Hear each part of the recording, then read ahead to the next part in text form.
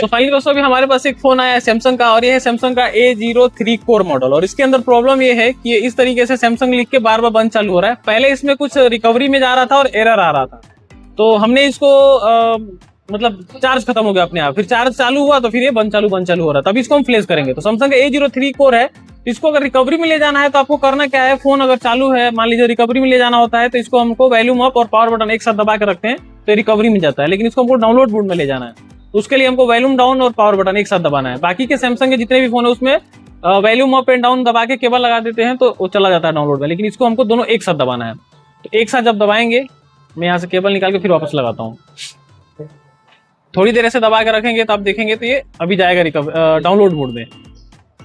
ऐसे दबा के देखिए डाउनलोड में चला गया, उसके बाद वॉल्यूम अप दबा देंगे, ये अपना डाउनलोड में आ गया। अब इसको हम रख देंगे। एक चीज और आपको ध्यान रखना है कि जब आप इसको रिकवरी में ले जाते हैं वॉल्यूम अप और पावर बटन से, तो इसमें इसका बाइनरी फाइल दिखता है और बाइनरी फाइल को आपको इंटरनेट से डाउनलोड करना पड़ता है। यहाँ पे अगर आप देखेंगे तो SameFW का वेबसाइट है, इस पे आप जाएंगे। इस पे नहीं जाने की भी जरूरत है, आप डायरेक्टली यहाँ पे सर्च कर सकते हैं सैमसंग का ये मॉडल। मैं आपको दिखाया था मॉडल, ये देखिए सैमसंग A032F मैंने फ्लैश फाइल डाला, यहाँ पे आ गया इसका वेबसाइट जिसमें इसका फाइल है। SameFW के साइट से ही डाउनलोड करना है। इसके बाद से आपको क्या करना है, इसको चेक मार्क लगाना है।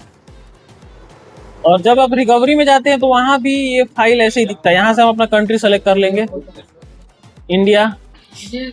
इसके बाद से नीचे जब आप आएंगे तो ये देखिए यहाँ पे इसका पूरा फाइल आ गया। अब हमारा जो बाइनरी है कैसे दिखता है, उसमें रिकवरी में भी सैमसंग A032F F के बाद XXS6 है, लेकिन मेरा जो है वो U4 है।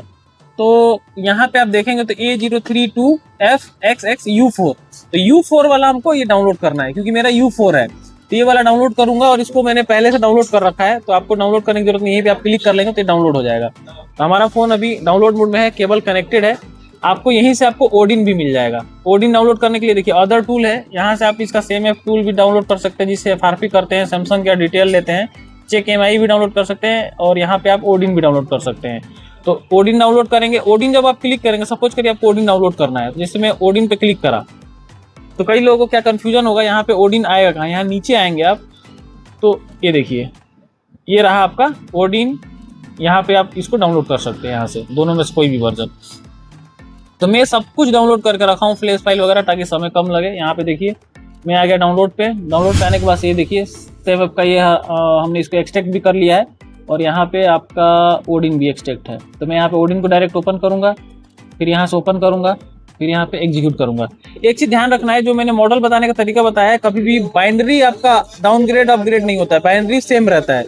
आपका अपग्रेड डाउनग्रेड होगा वर्जन, जैसे एंड्रॉइड 13 वर्जन ये दिखा रहा था, जैसे आप वेबसाइट पे देखेंगे अगर इसकी फाइल को, तो यहाँ पे मैं इसको बैक कर लेता हूँ। जैसे ही मैं बैक किया यहाँ पे ये देखिए मैं बैक किया, इससे थोड़ा ऊपर जाएंगे आप तो यहाँ पे देखिए ये एंड्रॉइड 13 वर्जन है। तो एंड्रॉइड वर्जन अगर इसमें चूंकि 12 और 13 है, लास्ट 13 ही है, तो मेरे को अपग्रेड करना है तो 13 सुपर है नहीं, तो 13 वाला ही डाउनलोड करूंगा।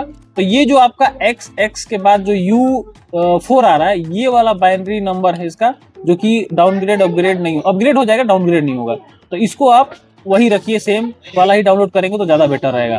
और आप जब फोन को रिकवरी में ले जाते हैं सैमसंग के फोन को, तो वहाँ ऊपर में यहाँ लिखा रहता है उसका वो बाइनरी नंबर, डाउनलोड में नहीं दिखा रहेगा लेकिन रिकवरी में लिखा रहता है। तो ये चीज आपको ध्यान रखना है। तो रिकवरी में आपको ये वर्जन दिख जाता है, सेम ऐसे ही लिखा रहता है, जैसे ये लिखा है सेम ऐसे ही लिखा रहता है।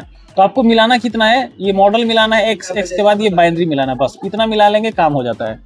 अगर आप लोग कंफ्यूज हो रहे हैं इसलिए मैं आपको समझा दिया। अब यहाँ से हम क्या करेंगे, सभी पे चेक मार्क लगाएंगे ओडिन में। अब बहुत आसान है सैमसंग को प्लेस करना। 4 पे BL पे क्लिक करेंगे, यहाँ पे देखिए फाइल हमारा डायरेक्ट खुल गया जो कि मैंने एक्सट्रैक्ट करके रखा है, तो BL में BL को चढ़ा दूंगा। यहाँ पे देखिए कॉम पोर्ट दिखा रहा है, पहले से ही कॉम पोर्ट यहाँ पे आ गया है 31। AP में AP को लगा दूंगा यहाँ पे मैं। इसके बाद से यहाँ पे CP पे CP और CSE में CSE डाल दूंगा। अब देखते हैं कि ये फोन को इसको फ्लैश करने से वो जो बंद चालू का प्रॉब्लम हो रहा है या फिर जो भी प्रॉब्लम है रिकवरी से रिलेटेड है या फिर अनक्रिप्ट हो गया, चाहे जो भी है, अगर फोन डाउनलोड मोड में जा रहा है तो एक बार फ्लैश करके देख लेना है। आपके जितने भी सॉफ्टवेयर के प्रॉब्लम है वो 100% फिक्स हो जाएंगे। और सैमसंग के चाहे कोई भी मॉडल है, और मतलब सस्ता से सस्ता और महंगा से महंगा, हर फोन का एक ही सोल्यूशन है, सॉफ्टवेयर करने का एक ही तरीका है। उसको डाउनलोड मोड में ले जाइए और उसको यहाँ से ओडिन से डाउनलोड करके, ऐसा फाइल वगैरह भी सब कुछ फ्री है, तो आपको ज्यादा तामझाम नहीं करना है। ये होम CSC को छोड़ देना, ये वाला डालेंगे। होम CSC का यूज दूसरा है, डायरेक्ट होम पे ले जाने के लिए होम CSC का यूज किया जाता है, बट उसको मैं यूज नहीं करूंगा। तो यहाँ पे हमारा फाइल हो गया है। अब यहाँ से स्टार्ट पे क्लिक कर देंगे तो ये देख सकते हैं आप लोग, यहाँ से आपका फाइल चढ़ना स्टार्ट हो गया। अभी सुपर फाइल चढ़ रहा है इसके अंदर, आप देखेंगे तो, और यहाँ पे भी देखिए तो आपको यहाँ पे भी दिख रहा होगा फाइल चढ़ते हुए। अब देखते हैं कि ये फोन जब तक कंप्लीट हो जाता है तब तक आपको थोड़ा वेट करना है, और कंप्लीट होने के बाद देखते हैं कि हमारा फोन चालू होता है कि नहीं होता है। तो थोड़ी देर तक हम ऐसे ही वेट करेंगे।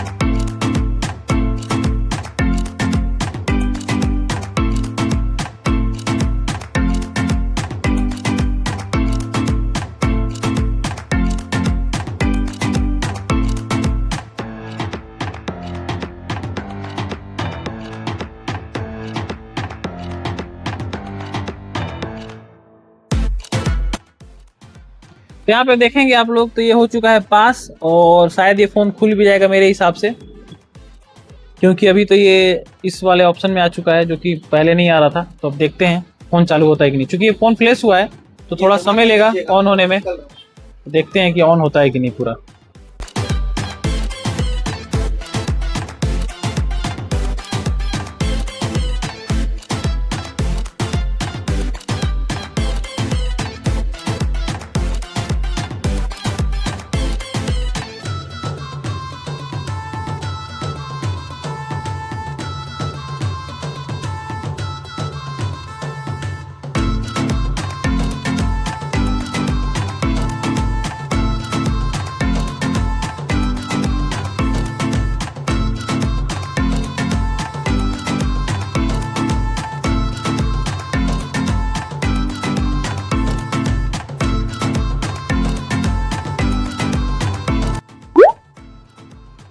तो यहाँ पे आप देख सकते हैं फोन हमारा हो चुका है ऑन, और शायद इसमें FRP लॉक होगा तो FRP लॉक को भी बाईपास करना पड़े मेरे हिसाब से, बट अभी फिलहाल फ़ोन ऑन हो चुका है। और जो इसमें प्रॉब्लम था सॉफ्टवेयर का वो यहाँ पे फिक्स हो चुका है। इसमें FRP लॉक आप देख सकते हैं आगे नहीं बढ़ रहा, बट फ़ोन ऑन हो चुका था। अब इसको हम खोल के ideal पॉइंट से, क्योंकि FRP कर लेंगे किसी भी टूल से, अनलॉक टूल या फिर UMT या फिर AMT टूल से इसको FRP कर लेंगे तो हमारा फ़ोन डन हो जाएगा। तो बस इस वीडियो में इतना ही। जय हिंद दोस्तों।